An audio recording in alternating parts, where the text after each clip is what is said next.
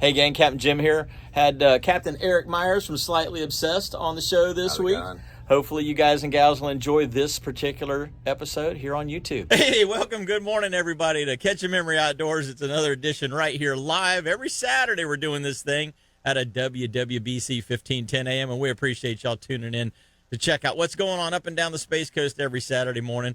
Good morning to those of you out there on Facebook as well. Remember, you can always go back and listen to our archive podcasts at CaptainJimRoss.com on YouTube and listen to any show that you might have missed there. We got a great show coming up this morning for you. We've got Captain Eric Myers. Appreciate you coming in this morning, Eric. It's always a good time. Yeah, it is. Yeah, it is.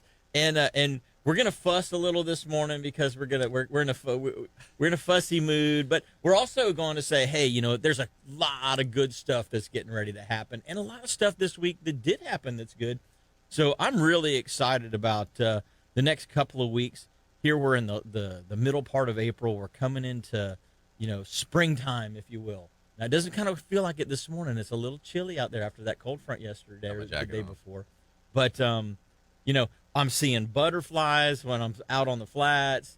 That's always a good sign. Those little white and yellow butterflies, that means the trout are starting up. The tarpon are going to be here soon. There's lots of bait out offshore off the nearshore waters. The water's dirty right now, so it's not grouped up. It's kind of spread out, but there's a lot of bait there. That's a good sign. And looking forward to the next couple of weeks as the weather continuously starts to get better, water temperature stabilize, and man, I'm looking forward to it. It's going to be fun. Yeah, I just need these cold fronts to stop ripping through and Just stop. turning things up, man. Just wind to stop and lay down and get nice and calm for us and let us get, out in the ocean more than one day a week. Here's the exciting thing for the offshore guys. Dolphin. Yep. Dolphins started showing up. Now, there was only a couple of guys that got out on them. I saw Knowles had a couple on his boat. And what's that? What's his boat? The Suns? Seize the Day. Seize the Day is the one that Knowles runs. Sorry, it's early. I was having early. And I saw he had a couple. I saw Joey on the Sea Trident. I think Ronnie got some too. Ronnie got some too. Yeah. That was a while back though. This was just blowing. So the Canaveral guys are starting to see those fish show up, and of course, with that dolphin run, we get the sailfish. You get the wahoo too. I mean, the way I look at it, not having been in the offshore game for over 20 years now, okay, being just strictly an inshore and nearshore guide, not doing anything offshore in a charter capacity, if you will. I just remember when we would get the small dolphin, we would always have a shot at a big wahoo. And so first thing in the morning, we'd get out there, and instead of just putting baits out and dragging ballyhoo, for the dolphin, we'd get out there and we'd do about an hour, maybe an hour and a half of high-speed trolling just to make sure that we had covered some ground, because that wahoo bite typically happens earlier in the day or way, way late in the day, which normally nobody's really out there but just before dusk. But that first morning bite, man, that's when those wahoo really want to be there. And you get out there on a rip, on a color change, even over some structure like the 27-fathom ridge, the cones, and just start ripping up and down there, dragging some wahoo-sized baits at wahoo speeds. And man, it can be awesome. Yeah. Awesome.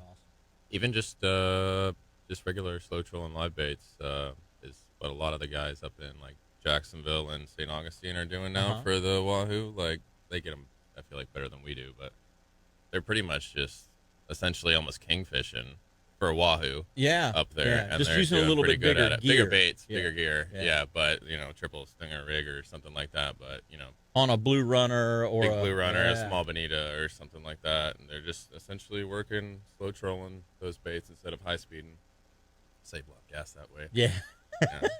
The charter price doesn't have to go up exponentially. You got to go a long way anyway. You already go, 20, 30 miles out there probably. Those guys are minimum of 30 to their ledge, and a lot of them are even farther than that. Yeah, you're right. So lots of good stuff happening offshore. If you can get out there, that's the thing. Yesterday morning, I'm thinking to myself, okay, the front came through. It's going to calm down. We're going to get a north wind instead of a south wind like we had on Thursday. We had 30 not gusts. I don't think we've had 1 week where we haven't had a cold front in the middle of the week. Yeah, yeah. I don't even remember last time where we haven't had a week without a cold front come through and just 30 knots, 30 knots, 30. They've been strong. That is for sure. But we want to get out there and yesterday I said, okay, my guys want to go try and catch some triple tail, some snook. Maybe if the weather conditions get nice, maybe we can kind of slide out a little farther and look for some cobia. Nah, it didn't happen. Was it that rough? It was. I got to buoy 7 and 8, and then I was trying to hold on spot lock, and I'm like, yeah, we're not going any farther. Even it was out like the northwest. It wasn't. I would think it would be a little protected there at least. Oh, it was. It wasn't 5 foot. It was 2 foot at 2 seconds. And gotcha. the trolling motor's coming out of the water every fourth wave, and it was just kind of one of those things. I was like, nah, that's not. Well, you experienced that in the river the other day, black drum fishing. You were telling me your trolling motor was coming out of the water. Yeah, just I'm in thinking the river. about getting a new one. That's just one thing after another with the trolling motors. I got 3 of them. One of them's broke. I just had to fix one, and I got one working. So it's just nonstop with those things. But yeah, they take a beating. So, but it was it's been difficult to fish in the middle of the river. Just hiding out of the wind most days, just trying to get out of it and it's out of a different direction every day. So you're trying to find something different every day. Now, I haven't fished in the Indian in a couple of days. I've been fishing the Banana more, and exciting news: grass starting to show up in the Banana River, around the Thousand Island area. Around. I've been over there in a minute. Yeah, around some of the flats on the west side of so the it's Banana just not River. that algae grass? No, it's actual real Really? grass. Yeah, Like up in the lagoon? yeah, it's real seagrass. That's It's good. and Good so to I'm look at really it. excited about that. South or north side? Both sides of the Thousand Islands, up a little bit to the north around Hall Island and that area. I fished- Starting to see little sprigs coming up here and there. Now they're not big because it's still early in the year, but man, we're seeing actual real grass again. Yeah, I was fishing around Kiwanis and Sykes Creek and up to like that north side of, I guess I could say the west bank of South Trop over there yesterday, and it was pretty dirty. It was like intermittently clean and dirty, so I couldn't really, see what was.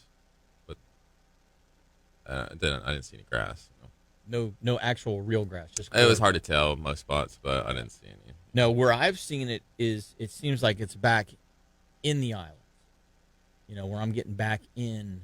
In the Jones deeper parts, Creek, yeah. Flowing Well Creek, back Interesting. Not on the outside. Not on the outside really, but back inside. It is starting to grow in there, Hmm. and the water's been high enough to get low. the bay boat in there. Well, I wonder if it's because it's also been really low too, like overall.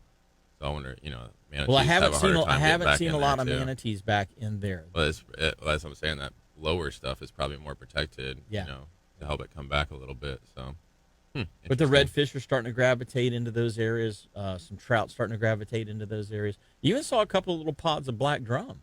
I usually don't even start fishing over there until like May, June, because it's cold, man. Just doesn't seem like it's that productive back there until it starts warming up a little bit. At least over like 75-degree water temp, I would say. Yeah.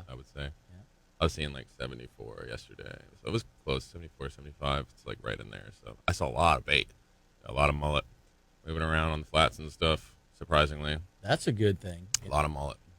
So the glass minnows in the Banana River, the glass minnows have probably been the primary food source. And then there's those medium-ish, large-ish silver and also black mullet. Saw a lot of pogies yesterday too. Oh, in the river. In the river. Okay. In That's the a good deeper, thing. in the deeper spots and stuff like that. I was seeing them. The pelicans were diving on there, flipping and stuff like that. Well, that's interesting you say that because they were so thick down off of Grant and Wabasso for almost all of last month. And now all of that area, the water's kind of gotten dirty, and they've moved on up the lagoon system, I guess, with all of that south wind. They've kind of gotten blown north. Blown up. But the water still looks pretty decent up in this area in the central part from Rockledge to Titusville. And then I haven't really been north of the Nassau Causeway Bridge I haven't been up there in a lately couple either. of weeks. I haven't either. I've just been fishing that centralized portion of Brevard County. Maybe like Pineda up to Yeah, the Nassau the right Nassau. there. Yep, that's where I've been too. hasn't been hitting that hard. Because most days, I mean, if it's like hard east or northeast wind or southeast wind or something like that, you can just run that east bank and get out of it. Tuck the shoreline. Easy, yeah. Even that's this narrow part of the river down there too, so it's usually not as bad, Have you been finding any schools of jacks running around? Yeah, in the middle of the river. Yeah. But they're not on the surface or busting like you would normally think. They're down deep, and they're staying down deep. I see them on the side scan all the time. Yeah, it's interesting While because I'm looking for a drum, I see them on the side scan. A huge school of them go by, and you're like, "Oh, drum! Oh, wait!" And like, nope. no, those going, are jacks. going too fast. The yeah, tails. You can see the forked tails. Oh, the on forked there. tail. It's like, yeah. So when we were down, I was fishing Sebastian. Keep saying I'm gonna get out Friday. my trolling gear and just troll through there and see if I can get one, but I haven't done it yet. Just keep trying for a drum instead. Yeah, lip diving plug. Yeah, I would think. I don't know. Like they're staying down like 5-10 feet down. Like they're not coming up to the surface. I only seen them come to the surface like once or twice, and then you drive over to them. By the time you get there, they're down. Throw a bunch of lures, and you don't get any bites. Yeah, it's weird. And what's interesting with jacks is we normally throw topwater. I mean, when you think jack, you think I like lures, to, you think topwater. I would like to just run over to them, just stay up on the surface like the old days, and just stay there and throw. First thing you throw in there hits the water, boom. But no, they have been acting strange. It's weird, actually. I think we've had a lot of high pressure, and I think even yesterday and they're moving like they're moving covering ground like they're not and they're staying down, and like yesterday, weird. The mullet in and around the port were staying really deep. Yeah. They weren't staying up at the top. They were staying really deep. They were moving around. They were just like, okay, I'm not sure what's going on here, but they just didn't seem like they were settled. Yeah, they're not. Yeah, they're like acting like the drum almost. It's weird. Yeah. And I also saw quite a few triple tail inside the port around the docks and things yesterday. Every single one. I would think this cold would push them back. Every single one of them was black. You know how like snook will get black when they're trying to warm up. Every single triple tail I saw was black. The first two I saw, I thought they were just some black plastic floating in the water, and I kept looking, and I'm like, nah, that's moving more than what the current would be taking it. And so I'd ease over. It'd be 40 yards away or whatever. I'd ease over to it, and I go, yep, that's a triple tail. But I mean, just dark black as they could be. Like a plastic bag in the water. Yeah, exactly. I told my customer yesterday, Scott. I was like, Scott, cast at that. And he's like, what? And I'm like, that plastic bag. And he's like, why? And I'm like, it's a triple tail. And he's like, nuh-uh. And then it kind of, we kept looking at it, and it kind of turned sideways, and you could see him kind of kick his fins a little bit. And he's like, that is a fish, isn't it? I'm like, yeah. I heard the snook bite's been pretty good out there when, evening days. time. Yeah. Morning time, it's been. Well, what's the tide been in the evening? It's been, yesterday, the middle of the day was the high. So I would say it was so it's been outgoing tide. Low, outgoing, last of outgoing. I like that outgoing. That last end of outgoing is probably. I feel like I always do better on the outgoing than I do on the incoming, but flip-flops, I guess. I find that on the incoming tide, I get them to eat bait fish better. I find on the outgoing tide, if they're fussy, I get them to eat shrimp better. Yeah. Yeah. I mean, it's as a general rule. Yeah. Those things as much those things are like women, dude. Right. As much faith as you can put in that know. as a general rule, if you know what I'm saying. They never know what they want until they see it, Well, guys and gals, we're going to take our first break of the morning. We appreciate y'all tuning in. We're going to be right back with Captain Eric Myers and myself, Jim Ross, and more Catch a Memory after these messages. Hey, guys and gals, welcome back. We appreciate you tuning in every Saturday right here to Catch a Memory Outdoors. You know what? This segment of the show is sponsored by Lamb Deck. And, if you haven't checked out an EVA non-skid product, holy cow, you don't know what you're missing. I mean, this stuff to me is like side scan. It's like spot lock on your trolling motor. It's one of those things that you just can't do without. And definitely makes your boat nicer. Man, and just softer to walk on, and even if you only put a helm pad in, just for the ride to and from, it is. You've got one. Oh man, it's so much nicer, and safety wise, it takes all the slip out of the boat. It's just a fantastic product. So if you're looking to do an EVA non-skid type product, give the guys at Lamb Deck a call, because they will get you hooked up, and they did a fantastic job with my boat, and my next boat that's coming is going to get it too. So I'm looking forward to it. So give them a call. You can get a hold of Lamb Deck. It's real easy. 321-505-4888. That's 321-505-4888. They're right up there in Titusville. Easy to find, and you guys and gals will really, really like the results that happen for your boat. We're going to the phone lines. Cap Mike Mann's on the line this morning. Hey, good morning, guys. How are you today? Good, buddy. You sounds like you're on the water. I am. We had a new power bolted onto the Hell's Bay, so I'm out kind of doing a shakedown to make sure everything works for my charter and the little boat on Monday. Be back out in the Panga tomorrow, and I was out here all week in the Panga, so it was kind of a nice boat to be in with the wind we've had. Yeah, 20, 25, 30 knots. It's nice to have some gunnels and a little bit of freeboard, huh? It really is. It's, man, just when you think, okay, winter's done, it's 52 degrees right now. Just keeps coming, man. cold. Just keeps coming, dude. It's wild. Oh, Yeah. yeah, I'm just like, the water temperature's holding good, though. We still got water temperature's holding at about 72 degrees. I don't think it can get much cooler than that. Supposed to be back up in the mid-70s, I think, today. And then we go a nice run with the 80s. And I think that's really going to start kind of getting everything happening. Mike, Eric and I were talking. Eric Myers is in the studio with me this morning, and we were talking this morning about, we're seeing the butterflies, the bait fish, the mullet are starting to show up a little bit here and there. Eric was seeing some pogies. There's a lot of things that are the little signs that spring is on the way, or is almost. It wants to happen. It wants. Yeah. If the north wind will quit and let it happen, let it happen. I'm really excited because this time of the year, we start getting into the bigger trout, and I've been seeing a few of those. Yeah. We release all the trout, put them back in the water as much as possible, let them breed.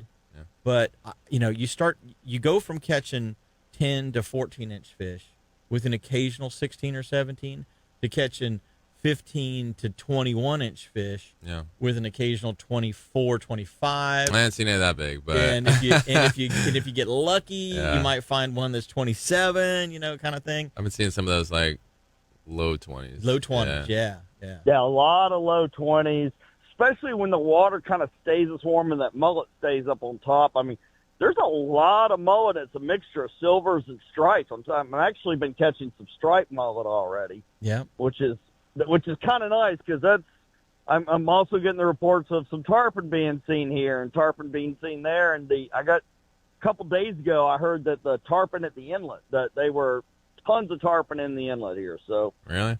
I'm getting excited. Yeah, I'm getting excited. I've had a few phone calls, buddies out surfing, going, "Yeah, I just saw a tarpon in the surf with me." So I'm excited. Okay.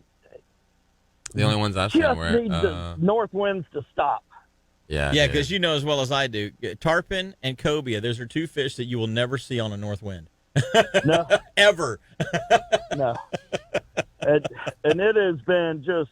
And it's not even like it's a light north wind. I mean, it's ripping. Even when they forecast that 5 mile an hour, it doesn't exist, dude. It's 15 to 20 knots all the time. Add 10 to it. That's what you got to do. I don't even know why they bother forecasting that light north wind. I see it, and then I'm just like, why? I just shake my head. Like, I know it's going to be. Because they forgot to open the door and look outside at what it was really doing. Yeah, dude. Just call it 20 knots. Well, and I will say what's been happening with this wind is it's kept the water really low in the lagoon. So the mullet have been working edges and stuff. And when you've got the days where it's a little overcast, I've had a topwater bite all day on the warmer days. But then, the water temperature has been yo-yoing. And, I mean, winter's just kind of grit. She's holding on. She doesn't want to let go. And I think we're going to, this week, hopefully she's going to lose her grip and we're going to run right in. I saw mid-80s all week, even almost upper 80s for a day or two for like the next 10 days. I think one little small cold snap, but it's only going to drop it into highs in the mid-70s. So it's time. I'm ready for it to happen. Yep. And, when we get a little bit lower winds, obviously that's going to take the turbidity out of some of those areas that we'd like to fish and sight fish, if you will. Yesterday I jumped outside of the port and I looked at the water and I just went, uh-oh. This may not have been the right decision. And anytime, I know when I'm going out the mouth of the port and I'm looking at dirty water and I'm looking at pogies and the pogies aren't grouped up. There's a flip there, way over there behind me, and it's all 50, 75, 100 yards spread out. I'm like, because those pogies just spread out. It's like taking a handful of marbles and just rolling it across a tile floor. They just go everywhere. And so until that water cleans back up, they're not going to group back up. They're just out and about all by themselves, ones and twosies, and trying to throw a net on that. You can spend all day and get 7 baits, By the time it cleans back up, you're just going to start dredging again, right? Oh, God. See, I actually had the thought. I looked at the forecast. It was supposed to be like west winds yesterday. When I looked at it Thursday, I'm like, well, perfect. I'm going to be in the big boat anyway. Maybe I get done with my charter inside. It's a little short 3 hour. I'll load up, drop in up at Sloop, go run, see if I can find a cobia. Right. And then that went. Then I got out here, saw the actuality of what the weather we had. And I went down and looked at. I went and took the boat home. Drove down to the beach and looked, and it was flat, but it was dirty. It was flat and dirty. Yep. And other than sharks, that's an occasional big redfish, but other than sharks, that's about all you're going to get in that kind of condition, and they're not going to bite all that great either. So, hey, Mike, you were saying that you repowered the Hell's Bay. I did. How many hours did you have on your other one? I had almost 1,100 on it, which is, that's not that many. No, it's really not. The time I hit something and it caused my timing chain to jump, so it jumped time, which I was looking at what it was going to cost to fix that versus what a new motor was going to cost with my trade-in, and decided to spend the extra couple $1,000, just go ahead and get a new motor, new warranty, everything. Yeah. Yep. So normally you get thousands of hours out of them. What did you end up repowering with? I stuck with a Suzuki. I went with another 90 Suzuki. They gave me a great deal. Gave me a good trade-in on my motor, even with the jump timing, and so they took good care of me, got me in and out in a day. Wow. So, wow. Yeah, they took good care of me, so I was pretty happy with it. Normally, anymore you want to 2 weeks. So. Well, I was gonna say anymore. Normally, you go to drop off at the dealership or whatever to get your, and they're like, drop it off on Monday and plan on picking it up on Friday. We'll start it. Oh, we haven't started it yet. Yeah. And you call them Wednesday. You call them Wednesday afternoon. So how's it going? We haven't got to it yet. Yeah. We had some other people come in, and we just decided to work on their stuff instead. Yeah, I dropped the boat. Off Tuesday, actually. Picked it up yesterday, but that was them diagnosing everything, and I'm like, all right, let's just repower. And I picked it up yesterday. And, the guys at Diamond Suzuki up here, I can't say enough about them. Those guys really – I can call them and say, listen, I need to get it serviced, but I'm booked all week. They're like, drop it off after your charter and pick it back up in 2 hours. Those guys are really good, at understanding, hey, it's my livelihood, and I'll send business to them if I can. So. Yeah. That's cool to do that for you. Well, when you got guys that are attentive to it, that's nice, because it's, man, I tell you, it just seems to me like ever since COVID hit, it's like nobody wants to work anymore. It's wild. They've gotten this. It's like they're still dealing with the COVID hangover or something. I don't know what the heck it is. It drives you. Nobody has any sense of urgency. Yeah. We've got this lazy generation that's kind of in between. My son's like on the edge of it, where he doesn't mind working. He loves to work. But like some of his friends or some of the people above him and below me in that like 25 to 35 range, they don't like to work. No. Well, I don't either, but I got to eat. Well, you know what? I say I don't like to work, but I do like working. I kind of love my job. It's a pretty cool job, and I even like working in the yard. I say I don't, but you get done and you busted your tail and you finish the job up, and you're like, yeah, you're proud of yourself. You feel good. Yep. That generation just doesn't have that, I got to work, where they feel good after they've accomplished something, even if it's just weed whacking the yard. Yep. But hey, I want to talk about some. Jimmy, you're with Baheo now, correct? Yes. Dude, the new violet lenses are amazing. Yeah. Yellow base with the purple or violet colored film on them. Oh my God, I'm wearing them right now, and they're dark enough where the sun's not bothering me, but they're light enough where I'm like, why didn't I bring a rod? I should go sight fishing right now. Well, all of those little potholes and things that you can't see from 8 o'clock, 7:30, 8 o'clock till about 9:30. You can with these. You can see it now. Yeah. Yeah. I've got 2 pair. Yeah, I just got them in because holidays. Like, oh, you should have gotten all your stuff like 2 months ago. I'm like, I haven't gotten any of it, buddy. So I just got the pair in. I'm like, oh, these are nice. Yep. These are nice. No. So anyway, I'm looking forward to being able to do some sight casting this summer and this spring, and I'm hoping our tarpon run really starts kicking off. Have you guys seen any tarpon along the beach down in your area yet, Jimmy? No, not really. Not really. I've seen some in the river down around Wabasso and Sebastian. I've seen a few down there, but I have not seen any.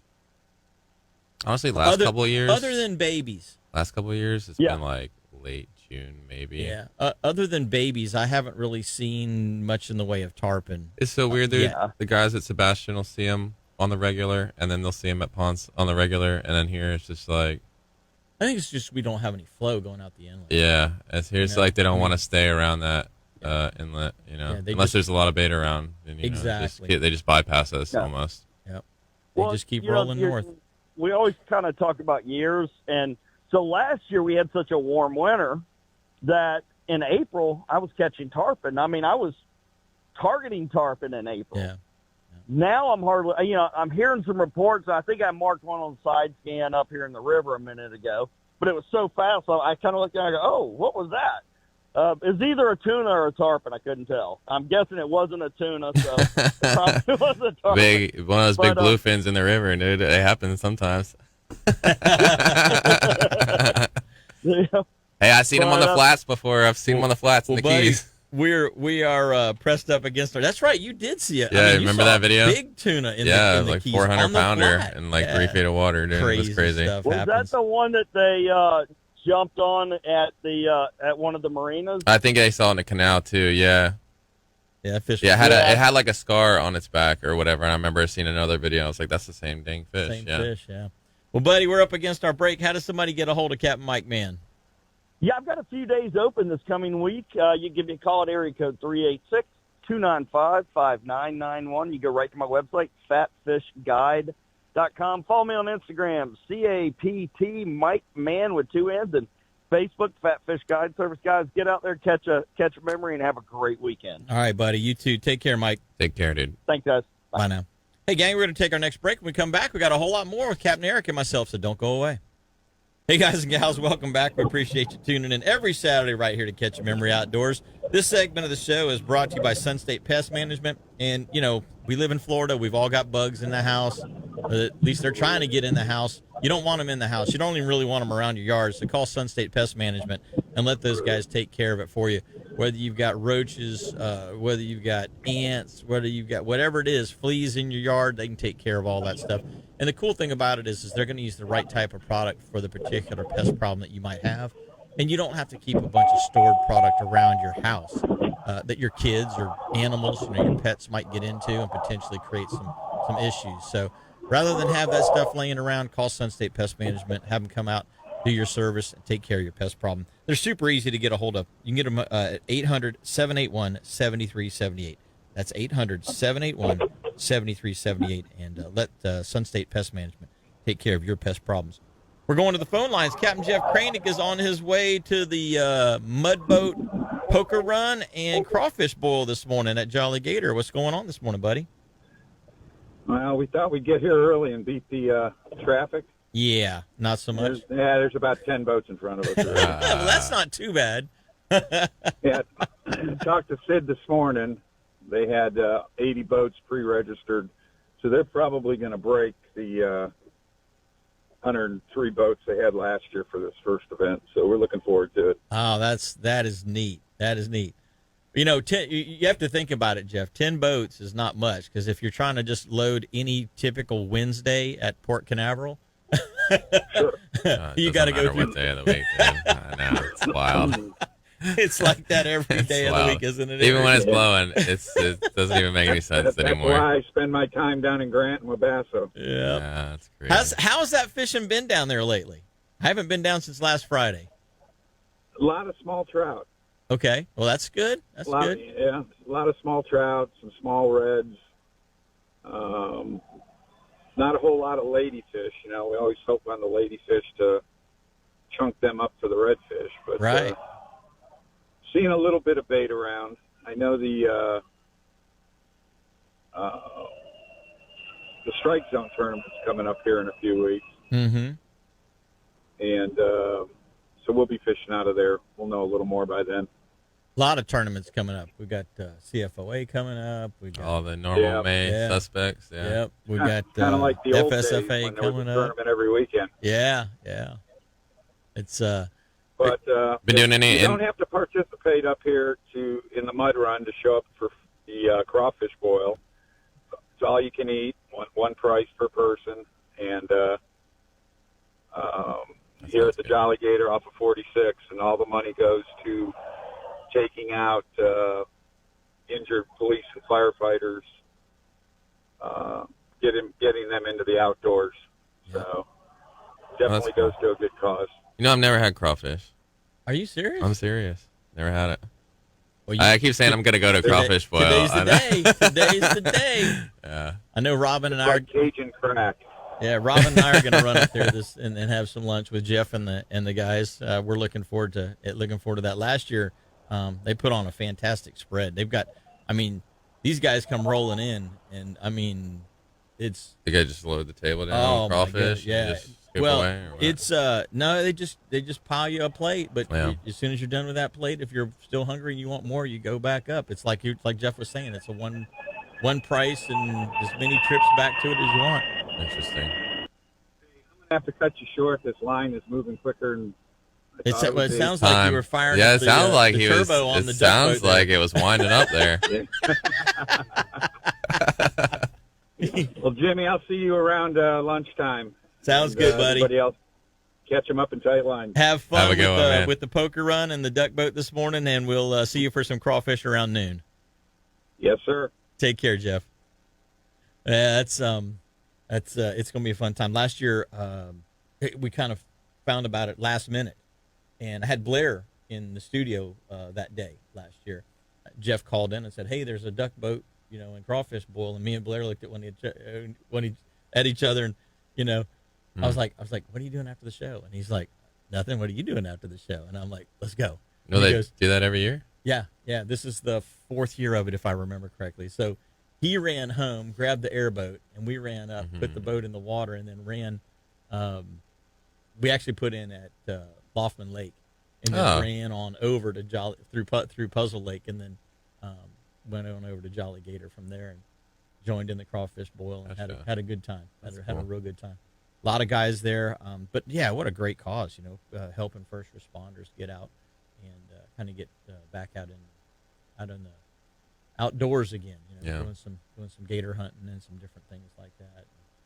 Whenever you've had kind of a serious injury, there's a reset on your entire life, and trying to normalize that reset again, man, there's nothing that feels better. It really is. It's a good thing to be able to try and re-engage in the outdoors again if you haven't been able to in some time. So that's what that group is doing. The Tin Can Group is doing, and in conjunction with, I think it's Fast Duck Boat Motors or something like that, is what Sid's business is.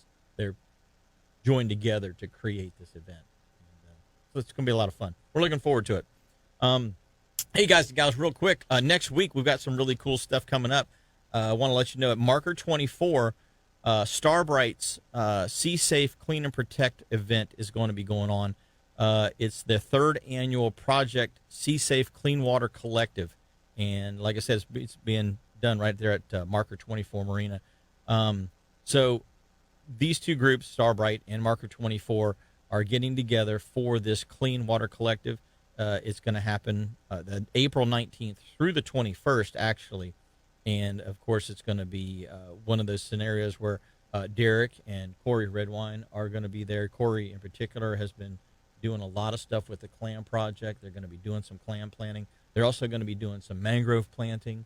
How's that been going, by the way? Man, yeah, updates on that? Really good. The mangroves, in particular, in a lot of places that they've planted them are really starting to grow. They doing the sprout. grass too? Are they doing? I haven't seen any grass yet, but they've got the mangroves. Who's doing the grass like restoration things where they pin up the grass and see if it'll grow? I think that's Brevard Zoo. Oh, okay. I think. All right. They're doing the oysters too, right? And oysters, Yeah. yeah. But yeah, so we've got mangrove planting going on, and of course a bunch of clams they're going to put back out in the water as well. They did a bunch last year, put a bunch more this year, in conjunction with the IRL clam restoration effort. And then they're going to have some educational workshops as well. So there's going to be a couple of different experts there on sustainable practices and conservation techniques. So, and then a waterway cleanup. So it's just a good overall event for the Banana River, and hopefully you guys and gals can get out there. It's going to be the April 19th through the 21st for Earth Day weekend. And if you want to sign up or to help with the planting and stuff, it's real easy. You can go to projectcsafe.com/Clean Water Collective. That's projectcsafe.com/Clean Water Collective. And of course, if you go to the Starbright website, you can see it there as well. That's cool. But that we might be doing a live remote from there next weekend, so we at can Marker. talk about it firsthand. I love that place. Just waiting to hear back if we got the capability to make that happen. So looking forward to it. But they put a bunch of mangroves out and a bunch of clams out last year, and those clams are actually still doing really good. Did they do it in the banana or just in the Indian? banana? Okay. Yeah, and they're doing really good. So obviously, the more clams that get in the water, the cleaner the water can stay. Dude. The more mangroves. I remember when I was a kid, man, I used to see those giant clams Oh, yeah. everywhere, like Everywhere. on the shoreline, just huge clams. Like Get out I- and wade around in your boat. You could feel them with You your see feet. them, yeah. I don't remember the last time I seen one. I see like the remnants on some of the bird islands sometime or whatever, but that's about all I see. I've seen them clam in the last 20 years. Yep. Well, so that's what, at 10 cents a clam, that's what everybody's donations have gone to. We've got over. Oh, is that what the cost is? Last Friday, they were doing another release out in the Indian River, down near Hog Point. And Blair, I was talking with Blair. I was running down the lagoon to go fishing, and I saw Blair against the bank, or I saw his boat, and I says, "What are you doing?" And he says, "We're putting more clams out." And I was like, "Oh, cool, And he says, "Yeah, this should top the 30 million mark." How many a after time do they today's usually planting. put out? They usually put out a certain amount at a time or in an area? So or? they'll put out from like 100,000 to about 300,000 on average. But now it's the coolest thing. They've got this flying deer feeder, basically. It's a drone. It's this gigantic drone. It's, I don't know, 6 foot, Really? 7 foot wingspan. It's got multiple arms with What? props on them, and it's 6 or 8 arms off of this. This must be 8, I think, arms off of this thing, and it can lift about 50 pounds. Really? And so this hopper that they have, they put the clams in it, and instead of having to grow the clams up to like the size of a quarter before they go out and put them in the water and then put the nets over them, Yeah. with these, they're about the size of a pea or a corn kernel, if you will. Yeah. And they fly back and forth in a strategic pattern, a predetermined, And release them pattern. over the water? And it sprays like a deer feeder as Really? they're flying over the water, and they can just coat big areas with clams now. That's wild. And so they're putting out more clams. They're at a smaller size, but Yeah. they're putting out more More of them. clams. Yeah. And so it's so much less labor intensive. Yeah. It's just I would like to see that process. It's so That's cool. wild. Yeah, that drone takes off, man, and you're like, wow, That's serious. Yeah. that's a serious That's drone. cool. I mean, it didn't one of them little, it's not one of these little dudes. This thing Yeah. is, it's big, and when it takes off, it you know it. Yeah, it's loud, Yeah. probably. I would imagine it's pretty loud. So that's what's going on with the Project Sea Safe next week. They're going to be, like I said, doing some clam releases, and the main thing is, I didn't realize how important mangroves were to helping to clean the water. And Oh, yeah. they really For are. sure. So anybody out there that if you have riverfront property, then you can have clams put at your backyard, out Oh, really? On the seafloor behind your house. Yeah, That's cool. And if you want to do, more of a natural, living shoreline, if you will, they can also plant, they can also get mangroves for you too. mangroves planted too. Yeah, so good stuff going on there. Well, guys and gals, we're going to take our next break. When we come back, we got a whole lot more with Captain Eric and myself. So don't go away. We're going to be right back with Catch a Memory after these messages. We are sharing right now our Facebook feed. And if you guys and gals out there have the ability to do that to your personal feed, we'd appreciate you doing that too. Helps get the word out about the show. This segment of the show doesn't have a official segment sponsor right now, but I've got a couple of people that we're going to try and work on to get that taken care of. But in the meantime, I want to let you guys and gals know that guess what? We have got the CFOA tournament coming up. And When is that? The CFOA Marine Foundation is putting on the tournament. Dolphin, kingfish, grouper, cobia, wahoo, and amberjack are all going to be on the menu, and it is going to be May 18th, so about a month away. Whenever they're doing that, and of course it's going to be at Blue Points Marina, and there's going to be a couple of different things that's really interesting about the CFOA Marine Foundation's what they're going to do with the proceeds from this tournament. The first thing is putting out more artificial reefs, which we all that'd be love. cool. Yeah, Yeah, we that'd be all really love cool. that. The second part of that is the inshore reef that the CFOA, Brevard County, and CCA and the FSFA are collaborating on to put an inshore artificial reef out off of the pier in Cocoa Beach. I heard about that a while back. But it's finally coming to fruition. They got how far out are they talking? 2.5 miles. Interesting. That way, if you hook something big and you drift a little bit, and it happens to be maybe a red snapper, and you don't go past that 3-mile limit, you know what I mean? Yeah. That's the hopes of it. But the main thing is what they're doing is they're taking sandy bottom, and they're putting structure down there. I would imagine it Culvert pipes, would things hold, like that. some kings and cobia certain Kings, times of the cobia, year. Maybe even mangrove triple tail. flounder, Mangrove snapper would be nice to have sheep's close. Yeah. head, yeah, all of those. That would And so be what they're nice. going to do is they're going to make a bunch of little rubble piles all within this box that they've surveyed. They've had the survey done. They raised the funds for the survey. But that's what this tournament is going to do, is to help primarily with more artificial reefs, which are beneficial for all of us recreational anglers. The second thing is they're doing a dolphin fish tagging research program. So if you catch an undersized one, you want to tag it, then obviously that's something you get involved in. And then the Indian River Lagoon also gets some proceeds from the tournament, which is really cool. And so the clam and the oyster restoration projects are both going to receive some donation money from the tournament funds. Anyway, cool things going on over here at the CFOA. The tournament anglers, it's a family-oriented event. They've got a women's category. They've got juniors categories. There's just a lot going on this year. So they're, like I said, they're raising the funds for those particular benefactors. But they've also raised the entry. They've raised the payout from $2,500 on the big fish to $5,000 this year. So Big Fish Oh, that's Award cool. doubled in price. And then the Dave Heil Second Chance Award goes to boats with the biggest fish that did not make the leaderboard. So I'm not exactly sure how that whole thing's going to work, but they've got it figured out. And so you can win some second chance money. So anyway, really, really cool stuff. And then any kid that weighs in at the tournament gets some kind of a prize. Oh, that's cool. So get the kids involved, get them out there fishing, and let them have some fun with the tournament, and go home with some kind of really cool little prize. So Yeah. everything's going on with the CFOA on May 18th. It's really easy to get involved with this particular event. Go to CFOA Tourney, TOURNEY.com, CFOAtourney.com, or you can also go to their regular website, mycfoa.com. But we're going to be talking about that over the next couple of weeks. We've got Orson Tarver on the line. Good morning, Orson. Hey, Jim. How's it going, man? Good morning. Doing good, buddy. How are you doing this morning?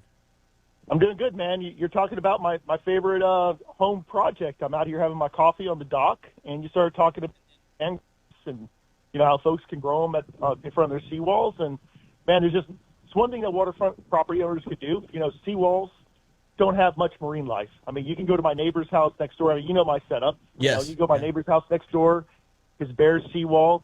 There's not much going on there. You don't see really any baby fish, crustaceans. I mean, you see little crap sticking to the wall. Then you go over to my house, man. I got, it's like SeaWorld. I mean, I have everything from snook. You got mullets swimming around. You got all the little silver, little tiny little fish, bait fish. Yeah, little glass and it's because the mangroves, man. Yeah. Yeah. So what you did, Orson, is you had a seawall, and then you reconstructed to more of a living shoreline type scenario, and look at all of the life that just your little section of the world, if you will, your little part of the seawall of all of that seawall from one end of Cocoa Beach to the other, your little piece right there is helping to attract new life, and that's if we could do that with all the seawalls, wouldn't that be cool? Yeah, that would be cool. Yeah, I think a lot of people. Jim, I think the trickiest part is a lot of folks. They think the water's 2 or 3 feet deep. You can't just stick a mangrove in there; it's going to drown. But like here at the city of Cocoa Beach, our environmental services director, they actually have a design to build a planter box, and they'll help you out. Give you the design. You put the planter box in, like I did, and get the mangroves going. They get to a certain size, and they start dropping the roots down, and then they'll grow in 2 feet of water or 3 feet of water. They just got to get rolling. Yeah, they got to get established anyone first. can do it. They just have to be established first before they can start to spread. Exactly. And then the second thing, the biggest thing I hear from folks when I talk to them about it, and I love talking about these mangroves, is that they say, hey, I don't want to block my view. It's going to be 6 feet tall. I'm not going to see the water anymore. And that's completely untrue. So if you plant mangroves, they're not wild, you planted them, FWC, it's written code that you can trim them just like a hedge. I forgot what it is. There's a certain foot off the water. I think it's 3 feet or something. But you can make it just like a hedge, and it actually looks really, really nice. You maintain it like a hedge, and it looks beautiful, and it does not block your view one bit, and it's totally legal. Yeah, what's interesting is, like you say, Orson, when you prune or trim a bush, it gets fuller. It stays less straggly. And so I have seen some of the hedges that have been made from mangroves, and they look like ligustrums or some other kind You got to do it the right way, though. Because some other kind of hedge that you would see on somebody's front yard, let alone their backyard. I've seen some people illegally wipe out and trim their freaking stuff, and it absolutely destroyed them. So you got to have the right people come in and do it. Well, you can't go and take mangroves that are 10 or 12 feet tall and then cut them back to 4 feet. Yeah, that's what. That kills them. That's what I'm talking about. And you're right. We're talking about different situations, but And most of the time, those are natural mangroves that they're not supposed to trim anyway. Yep. These are mangroves that you personally planted so you can maintain them as a hedge. Yep. I wish more people would do it, Jim. So, sounds like the phones are ringing, though, my friend. So I'll let you go so you can move on to the next caller. But good talking to you, and I just hope more folks will consider putting some mangroves in front of their seawalls because it definitely makes a difference for the lagoon. Absolutely, good idea. We appreciate what you've done there and your contribution to the show, letting people know about it this morning. So thank you so much. All right, take care, sir. All righty, have a good one. We got one more caller, and we got 2 minutes. Tell you what, let's go ahead and take our top of the hour break. And once we get done with our top of the hour break, we're going to come right back because we'll have Lisa Fitzgerald from CCA right after this message. So don't go away. Welcome back. This segment of the show is brought to you by Engel Coolers. You know what? They've got a brand new UL60 that is such a great. It's the next generation of high performance coolers. It's about a quarter, maybe a third less weight than a comparable sized unit and holds ice just as long. And it's got a whole bunch of really cool features. One of the things that I like best about it, and I don't know who came up with this, but this is something that we all should have gone, duh, why didn't I think of that? They've put the bottom of the interior of it is flat, but it has channels in it. And the channels are sloped from one side to the other to drain the water out. Yeah. So where every other cooler that I've had, whether it's an Engel, a Yeti, a Lit, a Gator, doesn't matter whose it is. Because I've won quite a few at different events that weren't Engels, and I look at them and I go, these are all pretty darn good coolers, but they're not this cooler. This cooler is a game changer. You got one on the boat already? No, I keep it at the house, actually. Oh. It's going in the back of the truck. Oh, okay. It's going to be the truck cooler. Because you got to have one everywhere. Yeah, you got to strategically place coolers. You got to have one on the four-wheeler. You got to have one on each boat. I got 4 boats, so I got 4 Ingles on the 4 boats. You can't carry one back and forth. Use it's it too as much. A front casting you got to have platform. them all scattered around. You got to have one in the bed of the truck. It's you got to have a cooler. I'm right there with you. You never I understand. Know I know. Need a cooler. I got one in the truck. I got 2 in the boat. I got one in the house. But I have a 45 in the bed of the truck, and I'm going to swap that out for this new 60 UL. I have a 45 too. I would like to have something bigger though. Yep. Check out the 60 and $200 with a divider and a hang basket. Oh, that's nice. That's half the price of the other one. So it's a great one. You really need to check this out. It's the new UL 60, and it is a really great thing. Hey, you know what? We haven't talked CCA Star Tournament in about 8 months, and it's time. Did they start that already? It's going on year round, basically. I mean, as soon as you sign up, you're entered in, and if you catch a fish with a tag, you can win something. Now, it's not maybe the main prize, because the main tournament runs from Memorial Day to Labor Day weekends, but the cool thing about it is if you catch a tagged fish before the tournament starts, you still get some great prizes. So it's beneficial to just stay signed up all year long, if you know what I'm saying. And we've got Lisa Fitzgerald from CCA on the line right now to tell us a little bit more about it. Good morning, Lisa, and welcome to the show. Well, good morning, Jim. Good morning, everybody. And, you were just talking about that new Engel cooler. Yes. Well, if you're registered for the 2024 Star Competition and a CCA member, should you recapture a tagged redfish from any previous year or 2023, you would receive a $1,000 prize package. You get to choose what you want from Engel Cooler. So that new cooler could be yours. Or 2. That's cool. Or a couple. That's pretty cool. That's right. Give one Because that to would a be friend. that would be a bummer to get one of the old redfish or whatever tagged, and then think you're going to win something Well, else. that's It's the last next thing year. I was going to ask is Lisa, I know in years past when you and I have gone out and tagged fish, or myself and Brian Gorski have gone out and tagged some fish, there are various tag colors out there right now. What is this year's official tag color in a redfish going to be? So this year in the CCA Florida Star Tagged Redfish Division presented by TH Marine, the color is red, like the color of my hair. Okay. Red. You won't forget that one, I hope. And, yes, people are disappointed, but the big disappointment is when they are during the summer and they catch one of those red tags and they're not registered. They only get a T-shirt. They don't get $1,000 prize. Yeah, you get a pat on the back and an attaboy. You don't get all that other cool stuff. As someone said to me, they're a knothead. They're not registered. Yeah. So, this year it is really cool because changed up the format a little bit. It's a new format, more species, bigger prizes. It really is a cool competition now. If you recall, in the past, you were only able to enter the snook, trout, and redfish.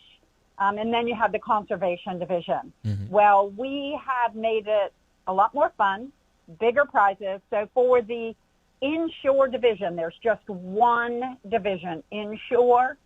First place prize is a brand new 18-foot Carolina skiff with a 75 horsepower Yamaha sitting on a trailer.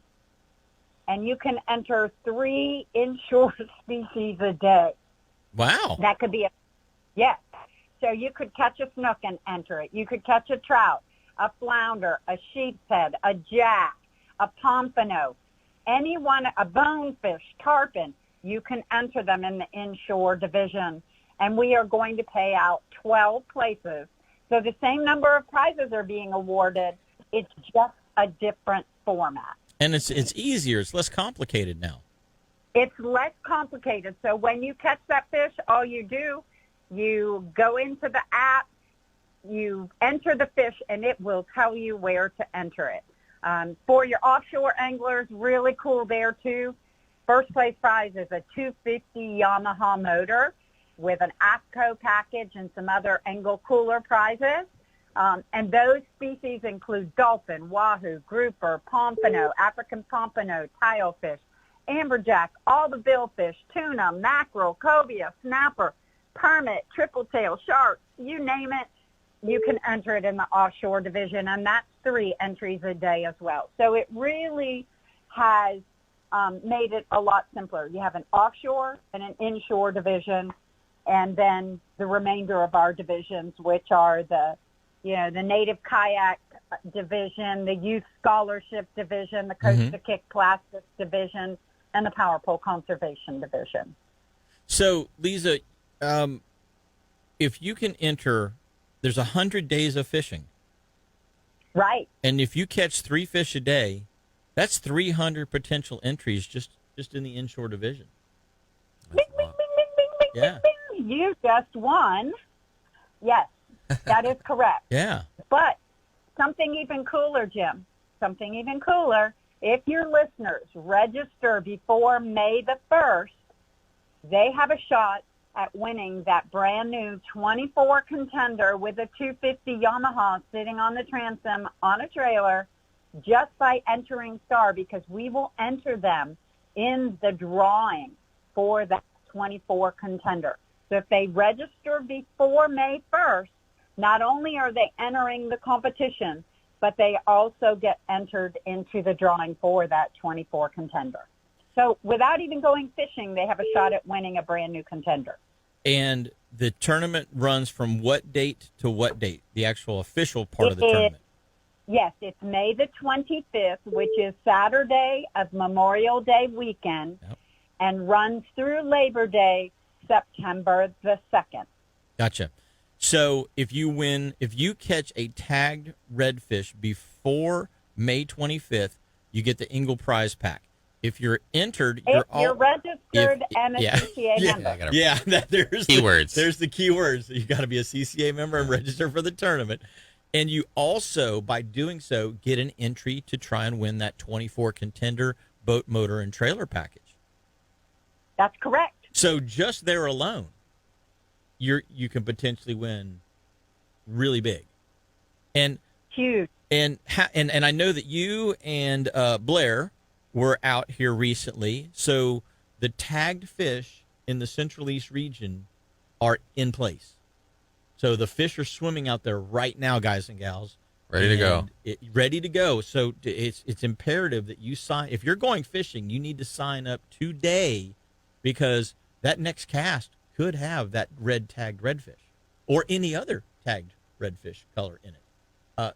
You don't want to have. That's correct, but don't forget, so many people focus right on our tagged redfish or tagged dolphin division, but it's any fish that you catch. I was asked, does a puffer fish count? Yep, you can enter it in the conservation division. Does a lizard fish count? Yes, you can enter that in the conservation division. And in the conservation division, you can win a brand new power pole. I mean, there's so many cool prizes and ways to win. That's but you really cannot win if you're not registered and a CCA member at the time of your catch. Well, I tell you what, CCA is always trying to go above and beyond to make this tournament better, and it looks like you've one-upped yourselves again this year, Lisa. That is a fantastic package that you guys are putting together for the potential CCA, either current or potential new CCA members that are going to get involved with the Star Tournament this year. Well, I know you have a lot of youth on the coast over there because we have a lot of scholarship winners from there. But I really want to implore parents to think about getting their kids registered. It's only $10 to be a youth CCA member, and then those children get to fish the Star competition for free. Wow. Yes. So there are 12 scholarships, 2 $25,000 scholarships from Real Tree Fishing, and 10 $5,000 scholarships. Your Sport Fishing Association there in your area and Melbourne Strike Zone have underwritten a $5,000 scholarship for kids just for going out and catching fish. So you want to make sure that when your kids are out there and they're fishing, they're entering their fish because they have an opportunity for their future. Yeah.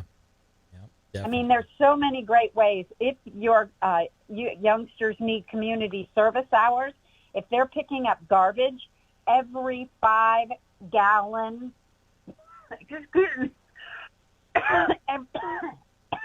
no CMs. Every 5-gallon bucket of garbage counts as 30 minutes of community service hours. I was just making a joke there, Lisa. I was the other day, I was trying to talk and a no CM flew in my mouth, and I did exactly what you just did. I was like, This always well, gets it's you. the pollen. I don't know if you guys have allergies.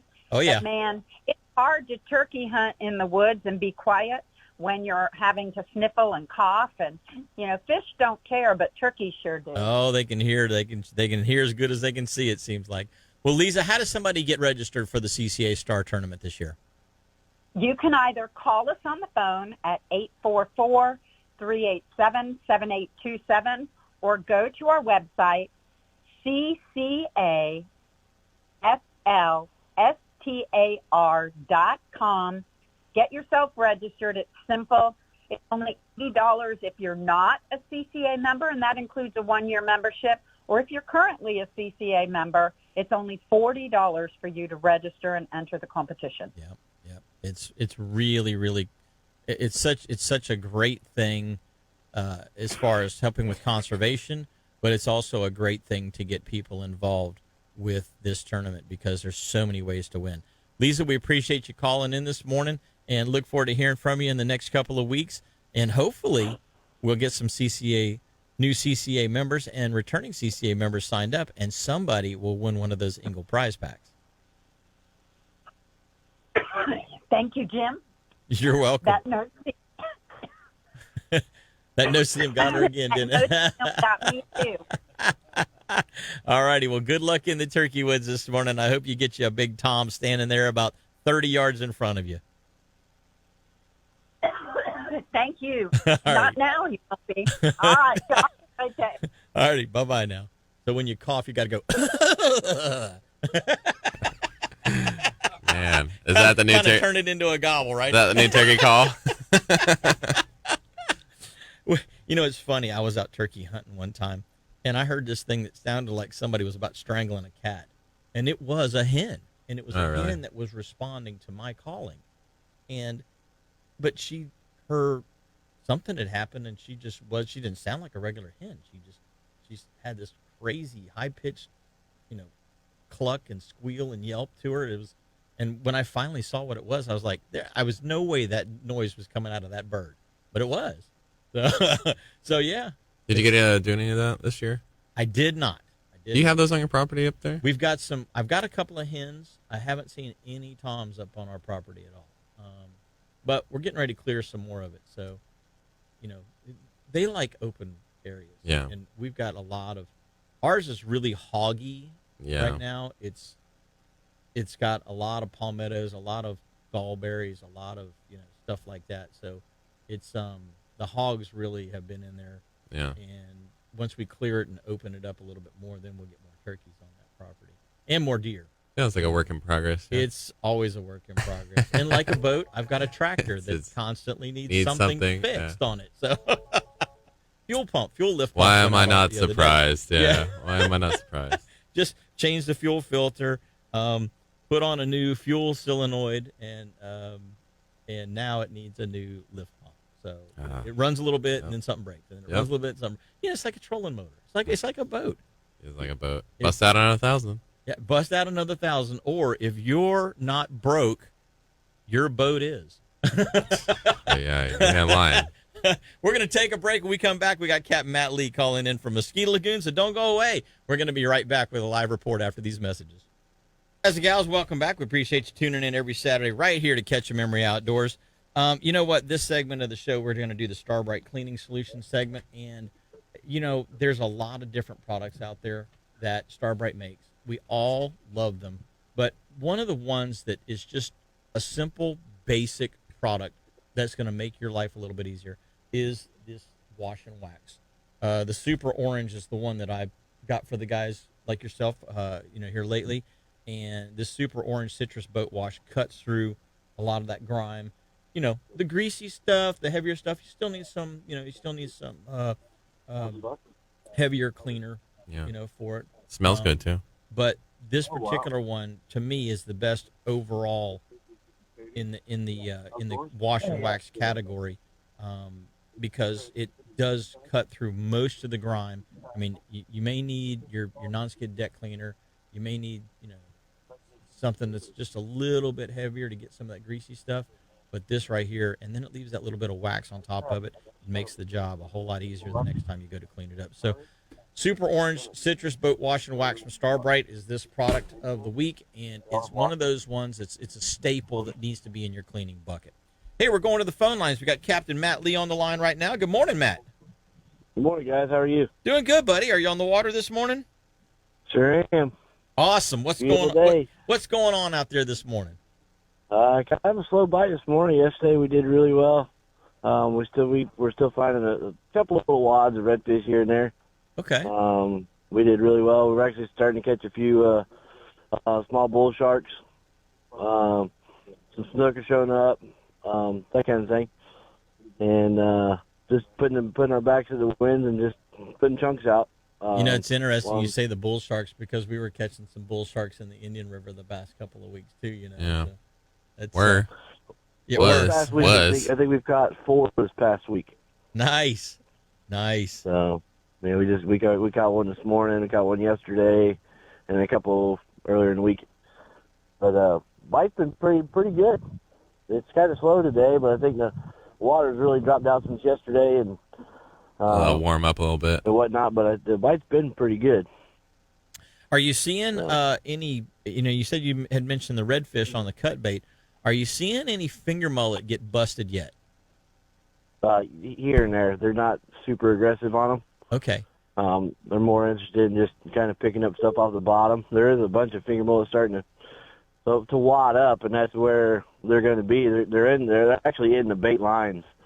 If you can get on a shore with a bait line and mullet, put your baits inside that mullet line, because that's where they're laying the snook and the redfish and trout. We've got some couple real nice big trout up here this week. Oh, very cool. Very cool. Yeah.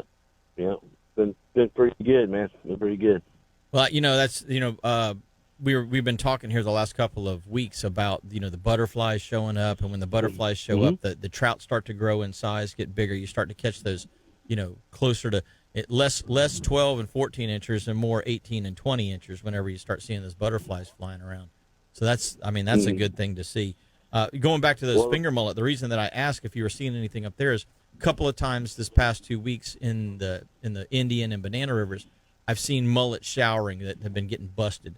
So okay, that's a good sign. The trout are starting to show up in here and there in the Indian and Banana as well, and so that's always a good sign whenever you start to see that kind of activity. Mm-hmm. Yeah, I think we're kind of prolonging this winter, because it's like today. I'm even wearing a jacket today. It's chilly. Oh yeah. And right now the water temperature should be up higher than what it is, and I think it's kind of delaying. Oh, did we get hooked up? No, maybe, I don't know. But anyway, I think it's kind of delayed that. That's why we're still getting a few little wads of redfish here and there, and then we haven't seen the numbers of trout like I would like to see. The water's still really clean, so it's kind of hard to get in that routine of popping corks and that kind of thing for the trout and whatnot. But also the pigfish and croakers haven't showed up yet. Yeah. In any kind of size anyway. So it's coming, but I don't think it's quite here yet. I got you. Well, yes, Bud, have you got any open days where guys can get on board with you? I have a couple openings this week if they want to go. Oh, here we go. We just hooked up our first red. Nice. 386-214-3530. You can call me and we can get you out of here. Awesome, buddy. Well, good luck the rest of the day. Hopefully they'll continue to bite for you, but sounds like you're starting off real good this morning. There's the school, guys, right there in front of us, right there. Okay. Thanks, Jim. I'll talk to you guys later, buddy. All right. I gotta go. Take care, man. Bye-bye now. You know how it goes? That's a good problem to have. We don't see any fish, so we can talk. Oh, guy, there's fish. I gotta go. You start doing something. You start doing something. Here they come. Never fails. I love it. I love it. You know that's the neat thing about that shallow water fishery is that when you see that school lift or push, you're like, oh, there they are. You know, and it's just one of those things where it kind of makes you tingle all over because you know that now you're in the right place. Right place. Yeah. Exactly. Well, hey guys and gals, I want to let you know about Petrucci Insurance before we go to the next break. You've heard me say it before, and I'm going to say it again. I don't like paying for insurance. I know you don't like paying for insurance.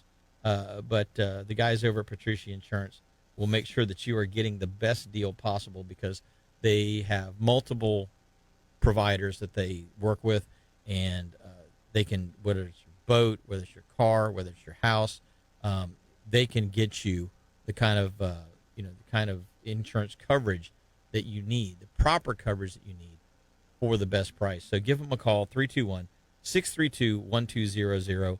That's 321-632-1200, and let them do a rate comparison on your particular policy today to make sure that you're properly covered, not over or under covered, and of course getting the best price. You know, Eric, we got to take this next break. We've had a couple of callers that have been trying to call in. If you get a chance to off the chain today, try again, and hopefully we'll have another caller right after this break. So don't go away. I don't want to feel beat up at the end of the day, so I took my boat to Lamb Deck in Titusville. Lamb Deck is a premium non-skid EVA marine decking that cushions every step that I take on my boat. Now, if something gets dropped on the deck, it doesn't make an expensive chip in my gel coat or scare away the fish because Lamb Deck non-slip decking absorbs the impact. With thousands of possible custom designs, it looks really cool too. Lamb Deck has a lifetime warranty and makes a great addition to casting platforms, poling platforms, metal-hauled boats, airboats, pontoon boats. Stop the fatigue, stop the slipping and sliding, stop the discomfort of a hard surface under your feet all day, and get Lamb Deck Premium EVA Marine Decking installed on your boat. Go to lambdeck.com to see some of the custom work they've done for boaters like me, or call them at their Titusville location at 321-505-4888. That's 321-505-4888.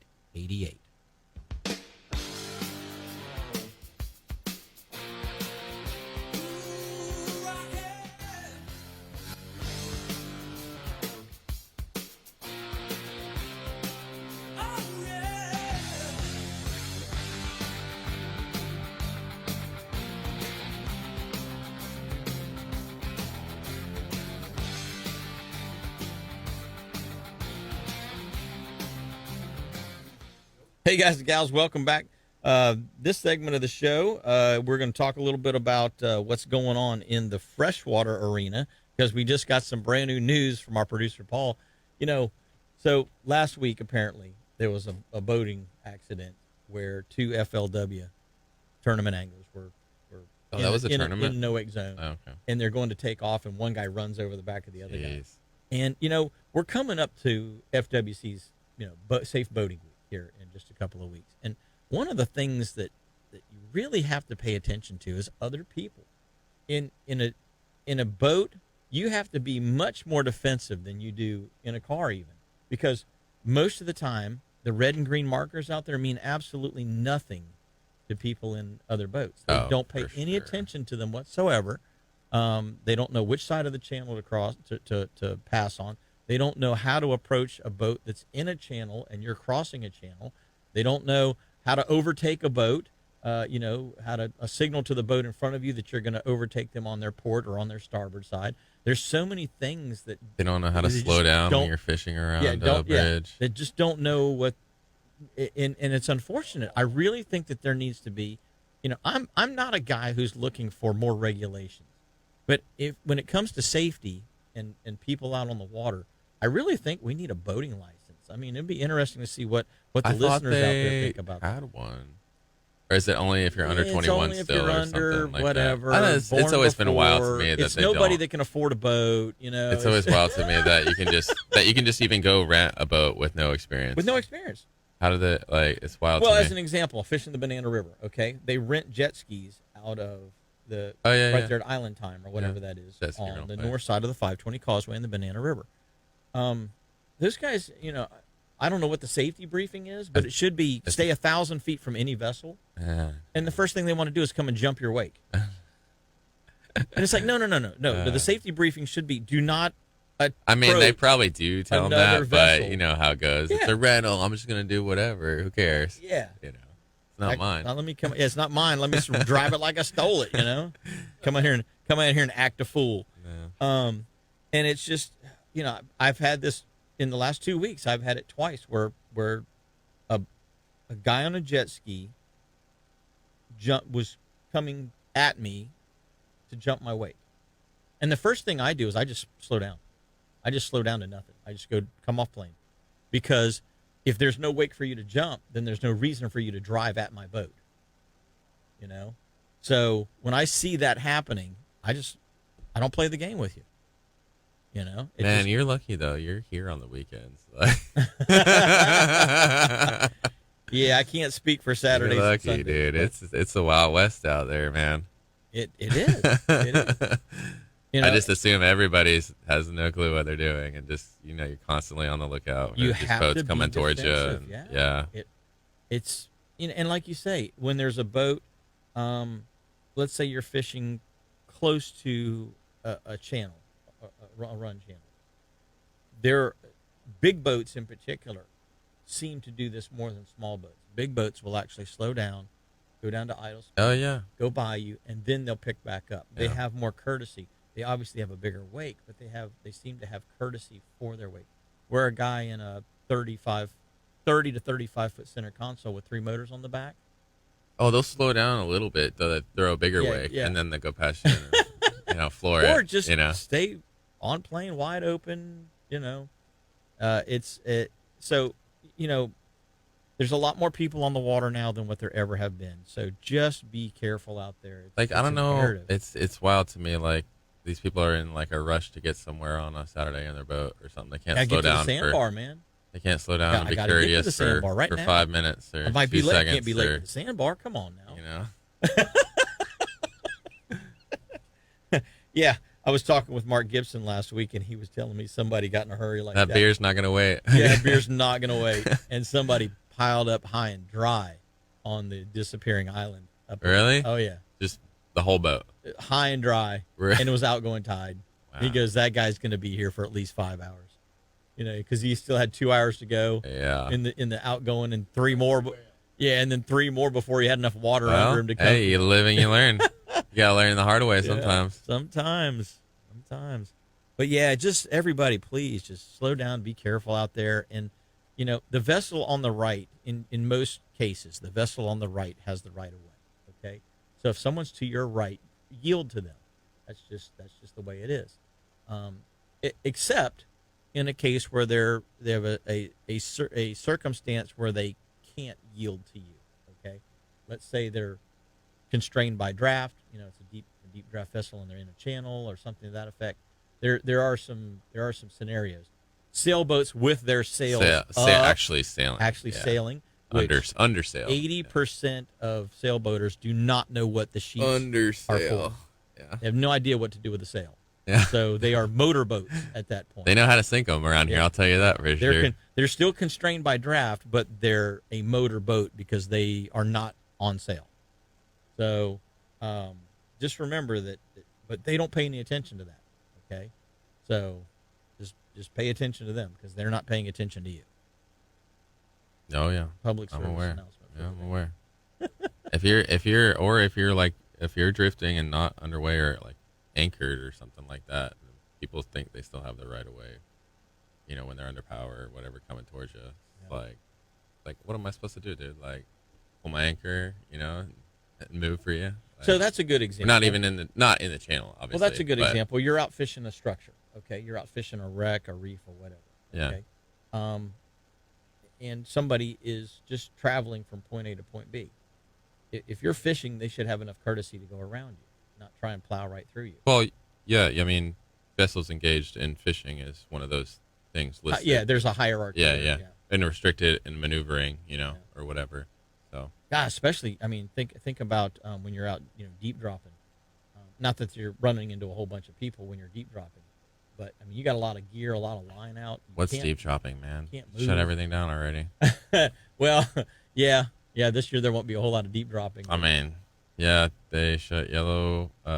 Yellow Wedge is still open. Golden Tile closed blue right tiles, away. all closed. Blue Line's gonna be open for like a month. Is it? And then they're closing it already. They've already said it. Yeah. So it's like, why do I have all this gear? It's all of those electric reels that have been sold. Nobody can even get out there, man. How is the quota being met? It doesn't make any sense, dude. Show me the numbers. Let me see some facts. It's frustrating. Well, they pull them out of the same barrel of facts that they get the red snapper data. Yeah. You're catching too many. We need to shut stop it down this because you're catching too. You're not many. catching enough. We need to stop this. So, same old story. It'll be interesting to see. This year there's a bunch of. I've seen a post here and a post there about people saying, "Hey, we're going to get a 40-day snapper season on the East Coast." Laughable. That is laughable. Yeah. If anything, we might get 1 day. 1 or 2. Yeah. The Gulf Coast has got a better season than we have. Oh, they get like all of summer, and then they got like an extended season in November and December or something. Fall, or something like that. Yeah. And then they have a captain's only, like a charter only season too for a week. Interesting. Yeah. Interesting. Yeah, a week. Just only if you want to go out with a charter. But it's on this coast. That's why I'm so behind and try and tell everybody that I can about this inshore reef process. Ponce Inlet has started to put out some inshore reefs over the years, and occasionally you catch a legal red snapper off of this. Yeah. Most of the time, no, they're a little small, but the other fish that they offer for you as well. But there is a chance that you can catch a legal size red snapper in state waters off of Ponce Inlet. And then when you go to the south, you get down towards Fort Pierce and St. Lucie and Jupiter inlets. Once again, you have the potential, because the reef lines that are deep enough to hold red snapper are inside of the 3-mile limit. And as long as you don't go outside of 3 miles at any time during the day, you're allowed to keep a 20-inch or longer red snapper in state waters year round. It's open. Yeah. It's just that here in the central part of the state, we have so much sand and so little rock that there's big sand pit. Yeah, virtually nowhere where there's 1 or 2 little tiny rocks here and there that occasionally hold one that are inside of 3 miles. But for the most part, it's everything's outside of 3 miles. And in some cases, it's only a mile outside of that 3-mile limit, or a mile and a half outside of that 3-mile limit, but it's still outside of the 3-mile limit. So you have to put them back. And, as an example, I think they just need to extend, the limit a little bit. Yeah, just make the state waters 9 miles. It won't matter for me because federal permits, so I can't keep it either way. But. So Blair Wiggins and I shot a TV show. We wanted to shoot some king mackerel, so we went up and we fished in July off of the Acan bottom and some of that surrounding structure that's in that area to shoot the show. Well, one of the things that we couldn't keep were the red snapper that we were catching while we were slow trolling our pogies.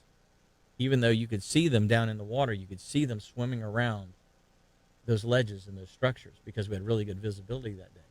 You'd see them coming up, looking at the baits, caught a couple, and they're all 12, 15-pound snapper. They're all perfectly legal size, but from where we were fishing, we couldn't keep them, so we had to release them. But, it's not that they're not there. It's just that we don't have the proper structure inside of 3 miles to hold more of them. And that's what these artificial reef initiatives are going to help with.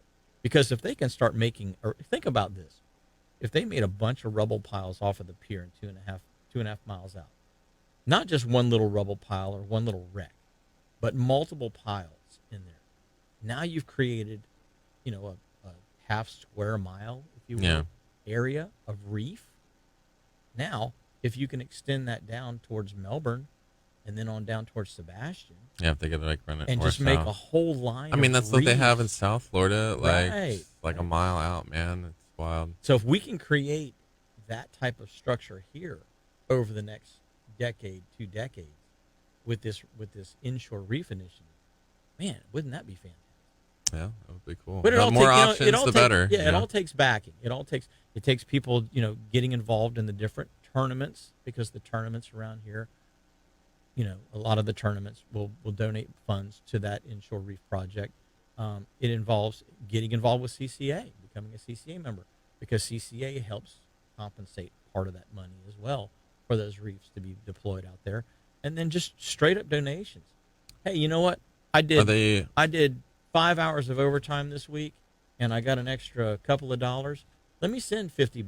Let me send $100 to the reef project, and then look at what that does in the long run. Same thing for the clam project. Look what that does in the long run. What kind of artificial reefs do you know? Are they talking about? They're all, like those they've like got culvert triangle pipe ones? material. Or, culvert pipe. Yeah, Okay. culvert pipe and bridge rubble material. Okay, not those like really sophisticated looking pyramid things. No, that's or what they whatever. put out on the 15-mile reefs. These are going to be. They've already got the material. They've just needed to get the site survey, and then now that they've got that done, they're in the permitting process to be able to apply the product. I should to take that all site. that bridge rubble from the NASA Causeway and dump Yeah. it out there and Just make it all around. make a reef from Yeah. Port Canaveral all the way to Sebastian. Yeah, I wonder what they did with all that. Good question. Interesting. But yeah, culvert pipes, things like that. The cement that holds and has sea fans and different things that can attach to it. It's one of those things where it's a worthwhile project, because guys in small boats, guys in boats that are less than 25 feet, we can't always get to the reef. We can't always get 20 miles out, but it give us a nice change other than fishing sand. Yeah. By being able to put those rubble piles in there. And like you were saying earlier, the bait fish are going to congregate on it. The bait fish are going to bring cobia. The bait fish are going to bring jacks. The bait fish are going to bring king mackerel. We might even see where at certain times of the year, we see pelagics, dolphin and sailfish start to show up inshore a little bit more. I mean, in years past, you get greenies pushing inshore and sardines pushing inshore, and you can be in 40 feet of water and catch sailfish and dolphin. So, right at the end of the buoy line, I've caught dolphin before. How long ago was that? About 5 years ago now. Really? Yeah. So it's just one of those things where the more structure we can put out, the better. Obviously, I mean, I've gotten kinks and cobia there, but I don't think I've ever seen a dolphin there. I actually caught 2 sailfish inside of 3 miles as well. Yeah, I know. I've seen those inside, but if we had more structure with more bait, maybe. Better water quality, I think, too. Would help. That would help. Definitely. Well, guys and gals, we're going to take our last break of the day. When we come back, we're going to have the wrap up here with Catch and Memory Outdoors and Eric Myers and myself, Jim Ross. So don't go away. Hey, guys and gals, last segment of the show. We're sponsored by Strike Zone. Make sure that you need all the gear that you're going to use for your next trip or next couple of trips. Get down to Strike Zone and pick it up. One of the things that I don't think about until it's like too late is a good pair of gloves.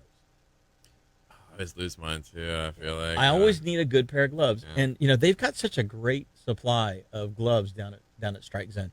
They've got AFCO gloves. They've got a bunch. They've got some Rapala gloves. They've just got a bunch of different options down there, and everything from just little sun gloves to keep the sun off your hands to poling gloves. That are a little beefier for using the push pole, that kind of thing, to actual fish handling gloves where you're grabbing tarpon lips, or when you grab a jack crevalle by the tail to hold him up, his tail's really sharp. Grabbing snapper and you don't grouper like snook. cutting your hands No, off? I hate getting my hands cut. Look, well, you see that? Okay, I didn't get the snook thumb. You don't like the I didn't get the snook thumb. I got the snook finger. Yeah. I went to go get up in his gill and he shook. And You like grabbing the tight line and cutting your hand, getting in the crease right there, and then squirting some lime on it later when you're cooking. Yeah, Great. But so I've got the snook nick on my finger right now. So but see, I wore fingerless gloves, so everything else was protected. Yeah. It's just that wasn't. Yeah. Or the fingertip less gloves, I guess you would call it. I need to get some sun gloves, dude. My hands are always like super dark, and then I freaking take my long sleeves off or something, and I look like I still have gloves on. Yeah, yep.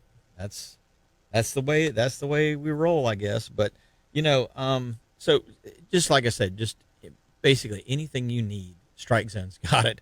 And if they don't have it in stock, they can order it for you. Just ask them, hey, I need a special order, and they can get it in within a couple of weeks for you. And just a really great shop to stop in. And they carry a lot of our sponsors' products: Assassin, Engel, Bahio, a lot of those different companies. So stop in there and check them out. And they've even got Starbreak stuff in there. So, just they got good, it all down there. They do. It's a great shop. Absolutely fantastic shop. I just wish it was closer. Well, for you. For me, yeah. Yeah. See, I go down to Sebastian a lot, so yeah. whenever I'm going down that way, I typically make a stop in. But I have to park in the parking lot next door because I've normally got the boat on the back. So I stop in that Gordon's sense. food place next door and then just walk across the street. It makes it easier than trying to park on the side of the road somewhere. Yeah. That's cool. Yeah, that store's always been. How long have they been there, dude? A while. Yeah. Because it used to be called Florida Sportsman, and then it changed over to Strike Zone. So it's been there 20 years. Yeah, a long time. Because we used to go in there when I was a kid. Before we stopped there before we go to Sebastian or something. Yeah. Inlet. Yeah. So we've got bottom fishing opens up on May 1st. Our groupers. Only for till like July, and then they Yeah, close it's it a short again. season this year, so guys need to get you booked up pretty quick, I'm thinking. Yeah. If they're going to get out and get on that grouper bite. And, of course, the mangrove snapper, the lane snapper, mutton snapper. There's other bottom Yeah, fish, there's other amberjacks. stuff there, yeah. So that's, starting May 1, though. We're only a couple of weeks away. So it's time for people to call you and get on board with you now. Yeah. And then you were talking about the deep drop thing. But is it really even worth trying to go deep dropping right now? I know you offer those trips, but with a lot of the closures that are going on in that particular fishery, is it really worth trying to spend the extra money to go do that trip, or just stick with a standard offshore trip? Man, I would say, first of all, probably just wait to the summer when there's more things open, but maybe, something instead of just dedicating a whole day to it, you just go out there like on a full, like if you're on a full day or something, just go out there for like an hour or two, see how it is. And well, here's the thing. It seems to me, you still keep, as long as they don't close it down, like Yellow Wedge is open. It's 3 a person, if I'm not mistaken. So like that's a lot of meat. But they're definitely, I would say, more difficult to land on than the golden tilefish. But yeah, you could definitely make a day of that. But now, what about swords? Are you doing? I don't do that. No, okay. It's just it's so far, dude. It's a long run. Yeah, it's so far, and I just don't have enough time to put into that fishery. So it's just.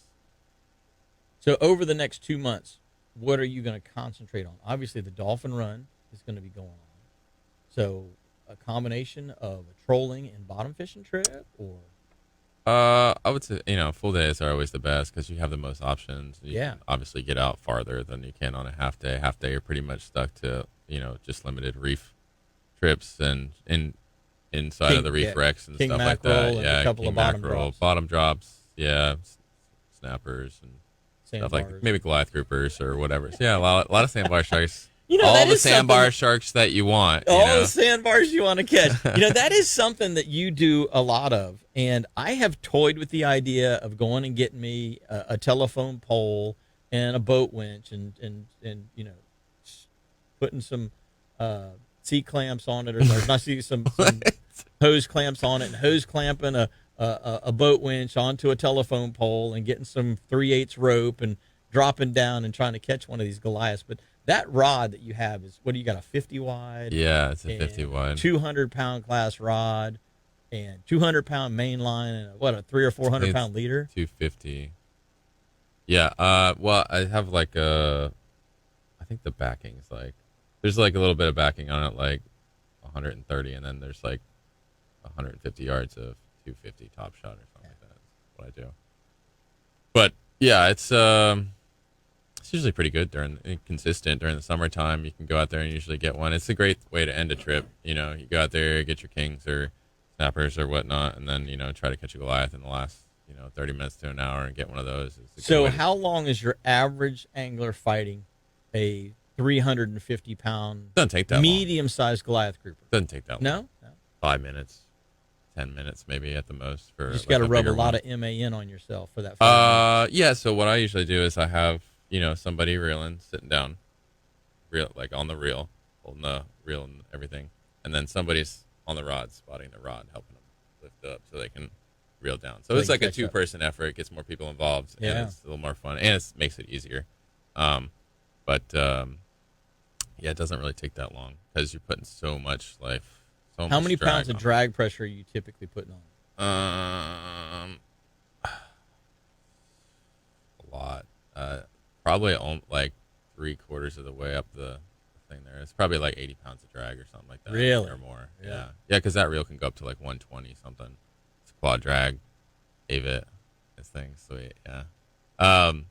But yeah, it depends on also too, like if we're on some structure that we need to get them out of, I'll bump it up a little bit more. Or if it's like not that imperative, I'll pull it back a little bit and let them fight it. Let them fight it a little bit. Yeah, instead of having to worry so much about it, breaking off or not. But usually I'll also use the boat to pull them away from the structure.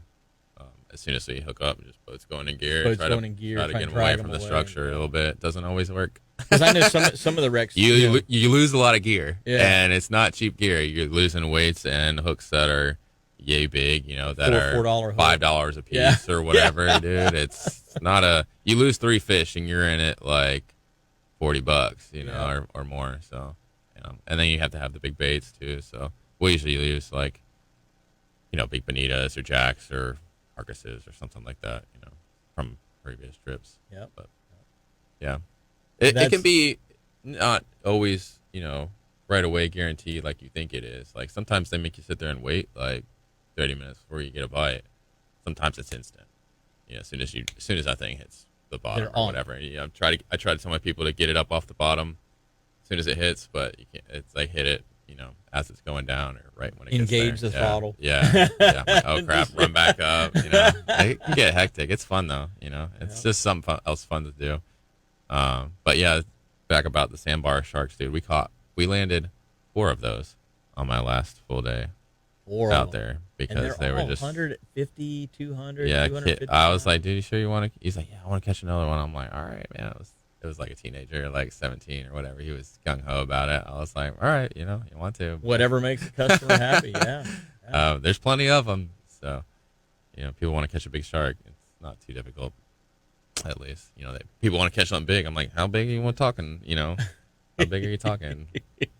Real big. Yeah. I'm like, all right, careful what you wish for. Yeah, you want. And then they're in it for 10 minutes. And they're like, how long is this going to take? I'm like, it's large or a while. extra large. Yeah, I'm like, it's going to take longer than you thought, probably. Well, how does somebody get a hold of you and get hooked up and get out there and go do? I mean, like I said, you've got flats. You got flats covered. You've got the near shore covered. You got the offshore covered. How does somebody jump on board with Captain Eric and go fishing with him?